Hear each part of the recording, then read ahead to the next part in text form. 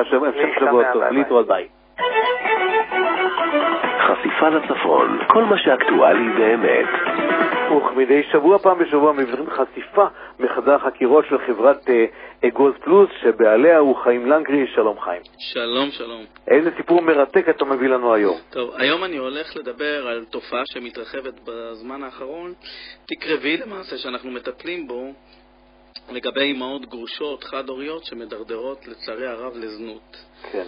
למשרד שלנו נכנס גבר בן 40, גרוש פלוס 2, שמתלונן שהילדים שלו לאחרונה מגיבים בפרנויות, בפחדים, בלחץ, והוא פשוט לא מבין למה. כמה שהוא ניסה לשוחח איתם ולנסות להבין מה מציק להם, הוא לא קיבל תשובה הולמת. אנחנו התחלנו לבצע מעקב אחרי גרושתו, ובמהלך אותם יומיים שאנחנו מתצפתים על הבית, אנחנו מתחילים להבחין שקיימת איזושהי תנועה ערה של גברים שנכנסים ויוצאים מהבית. אחד הגברים שיצא החוצה, אחד החוקרים שלנו פנה אליו והתחיל לשוחח איתו, ותוך כדי שהוא מדובב אותו, נפל לנו הסימון שפשוט האישה עוסקת בזנות. במהלך אותה שיחה הצלחנו להוציא ממנו גם את המספר טוקמן שהיא מפרסמת את עצמה בשם בדוי באחד מאתרי האינטרנט. כעבור כשעה למעשה, החוקר יוצר איתה קשר טלפוני ונכנס אליה הביתה, אחרי שקבע איתה פגישה. הילדים נראו באמת בסלון, די חוששים, והאישה בשיא חוצפתה פשוט מעלה אותם לעליית הגג וסוגרת את הדלת אחריהם. מה אתה אומר? לקחה את החוקר לחדר מרוחק בתוך הבית וסגרו מחיר, נתן לה שטר של 200 ש"ח. איך שהתחילה להתפשט, באותו רגע אמר לה, סליחה, אני מתנצל, אני גבר נשוי, אני חוזר בי, איתך סליחה. כמובן הכל מתועד ומצולם ומוסרט.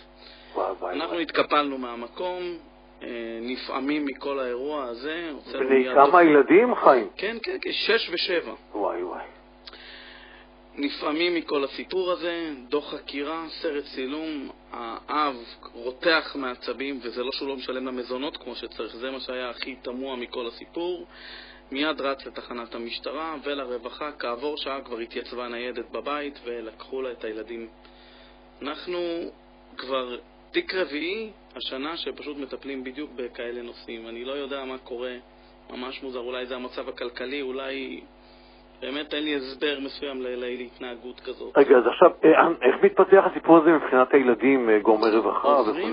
תראה, אני לא עורך דין, אבל עד כמה שאני יודע, מוצאים משמורת דרך בית משפט שיעברו לידי האב, וכמובן שמכיוון שהיא עוסקת בזנות, אז היא לא קשירה לבוא ולטפל בהם או להשגיח עליהם.